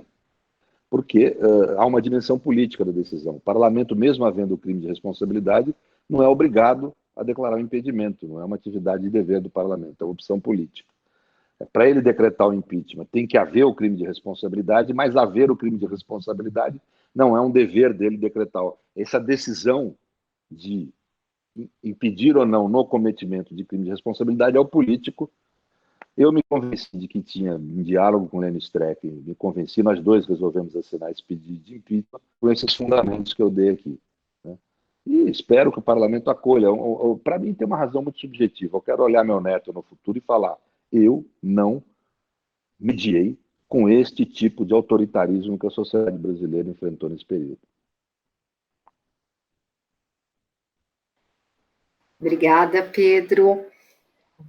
Bom, agora para a Tainá, eu gostaria de saber, Tainá, como que as redes de apoio de mulheres e como que os homens podem contribuir nessa guerra Margarete, contra... desculpa, eu vou ter que Claro, sair. Pedro. Bom, eu já quero te agradecer. Agradeço muito, viu? Eu quero agradecer imensamente. Gabriel, tudo Falei... bom, Margarete, um beijão. Você também. Pedro é o rei das lives, tá vendo? Tchau, Pedro, muito obrigada, agradeço imensamente. Tchau, tchau. Bom, retomando, Tainá, a pergunta é a seguinte: como que as redes de apoio de mulheres e como os homens podem se envolver no combate à violência contra a mulher? E aí eu acho que não só dentro, né, da pandemia, mas de modo geral, e aí eu estendo a pergunta, né, nesse combate, na verdade, que a gente já vive uma pandemia, né? A violência contra a mulher é uma pandemia, isso reconhecida pela Organização Mundial de Saúde.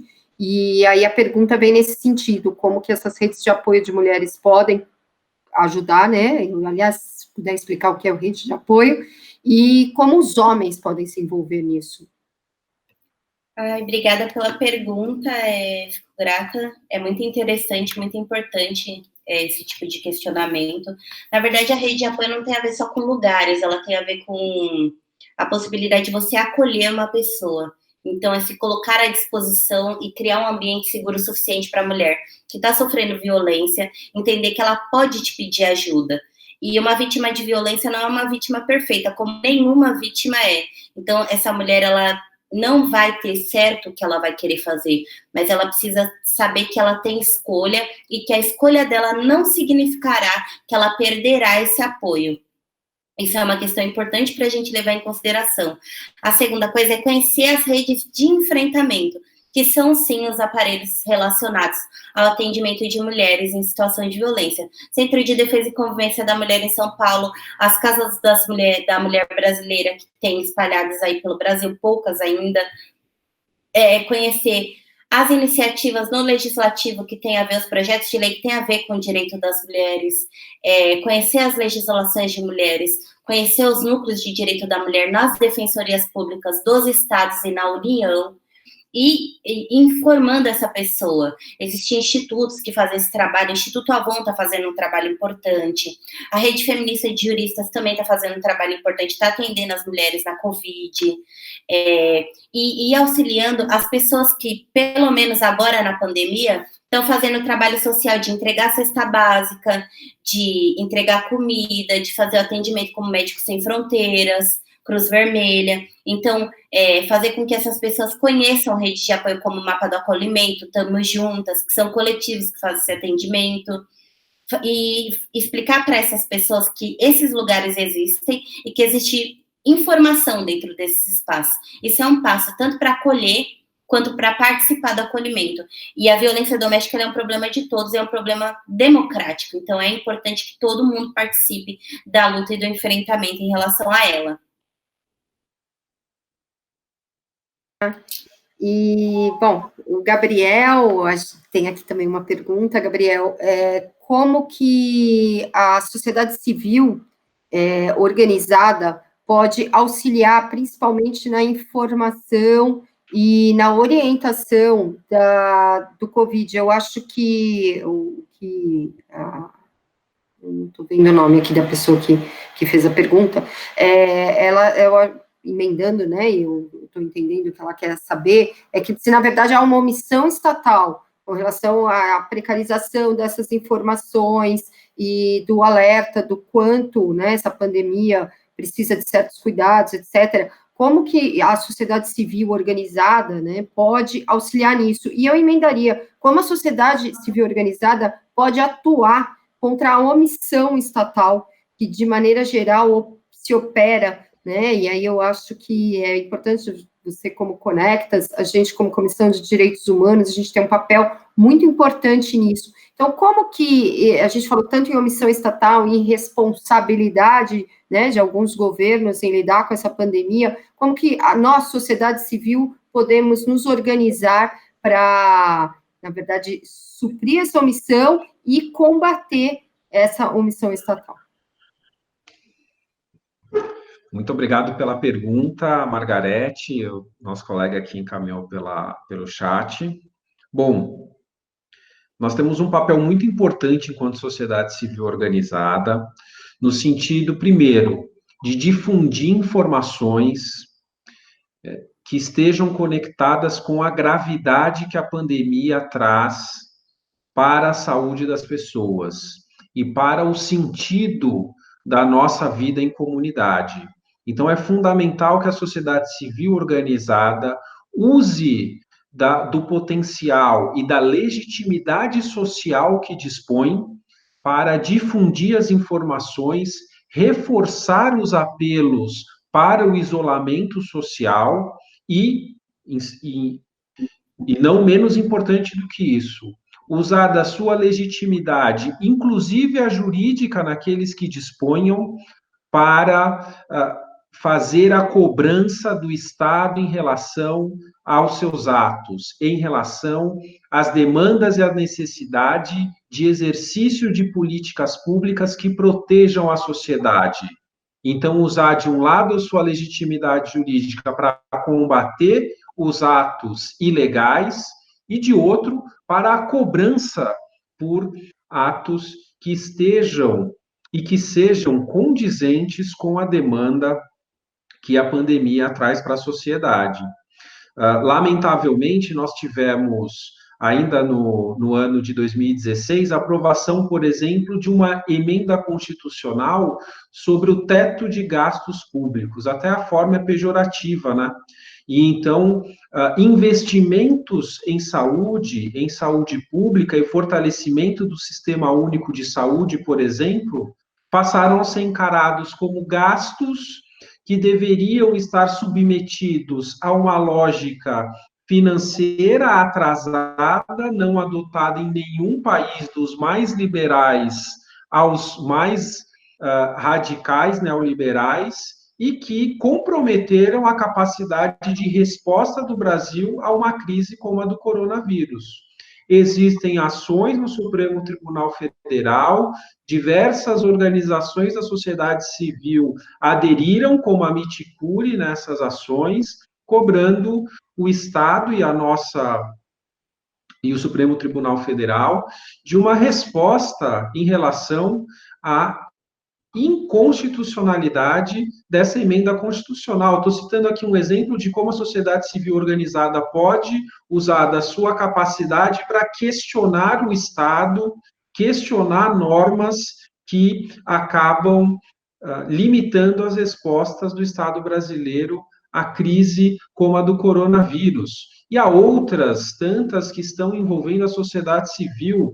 Eu falei da violência institucional. Quantas entidades já se mobilizaram para questionar, junto a diversos tribunais do Brasil, a prisão ilegal de pessoas hoje, diante da pandemia? São diversas as ações coletivas e, inclusive, individuais levadas aos tribunais graças à sociedade civil organizada. E uma que eu peço especial atenção, que é a arguição por descumprimento de preceito fundamental, número 635, a DPF, que trata da política de segurança do Estado do Rio de Janeiro. Nós estamos especialmente engajados. O exemplo do caso do menino João Pedro e dos outros que se sucedem ainda no Estado do Rio de Janeiro devem ser motivo da atenção de todas as organizações da sociedade civil no momento. O Estado brasileiro, no momento de pandemia, está praticando um genocídio à população negra. Isso já estava acontecendo, mas diante de uma pandemia significa a maior quebra do Estado democrático de direito. nós estamos questionando a uma série de organizações da sociedade civil do Rio de Janeiro. Nós, como Conectas Direitos Humanos, mesmo não estando sediados no Rio de Janeiro, entendemos a necessidade de elevar o patamar dessa discussão. O problema não é apenas do estado do Rio de Janeiro, é de todo brasileiro e de toda brasileira que tem empatia com a população negra e periférica que está sendo morta pelas armas da polícia do Brasil. Nós precisamos colocar um fim em atitudes concretas contra o racismo. Precisamos estabelecer uma luta antirracista e condizente com a relevância da Constituição de 1988 nesses momentos. E é nisso que a sociedade civil pode contribuir nesse momento de pandemia e na defesa do Estado Democrático de Direito no Brasil. Sensacional, Gabriel.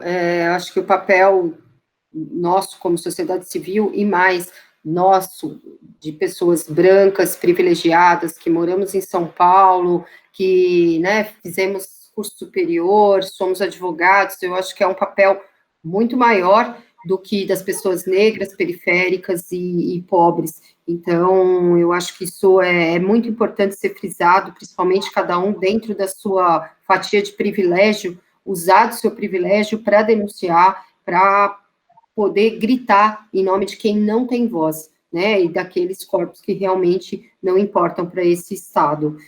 Eu agradeço imensamente, nós explodimos o tempo, né, o que era para ser feito em 1h30, mas assim, foi uma delícia de noite, foi um grande prazer estar entre amigos e poder falar de coisas que nos são tão caras, tão preciosas e que, na verdade, nos movem na vida e nos movem nessa luta.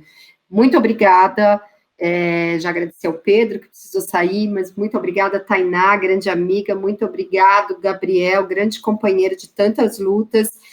Quero colocar já a Comissão de Direitos Humanos mais uma vez à disposição de vocês, né, da Defende, como sempre, do Conectas, e que muitas lutas ainda virão. A gente sabe que as coisas só pioram, né, a gente vive num governo antidemocrático, racista e machista, e que, na verdade, pratica aí a necropolítica de Estado como projeto deste governo, né, é projeto desse governo desde o início, que foi eleito com base num discurso que é o discurso da necropolítica. Então, nenhuma novidade mais que em momentos de pandemia em que a gente não imaginava estar atravessando, isso só ficou mais latente e mais escancarado, né? Agradeço imensamente vocês, muito obrigado, e muito obrigada ao Tadeu, que está aqui nos bastidores, resolvendo todas as tretas tecnológicas, por estar com a gente até agora. Agradeço muito, Tadeu, obrigada a todos que nos assistiram e a todas, e aguardem as próximas lives. A comissão tem feito semanalmente, pelo menos 2 lives aí, sigam aí nosso canal, e estamos juntos nessa luta. Fiquem em casa, desobedeçam o presidente e se cuidem. Obrigada, gente. Obrigada, até mais.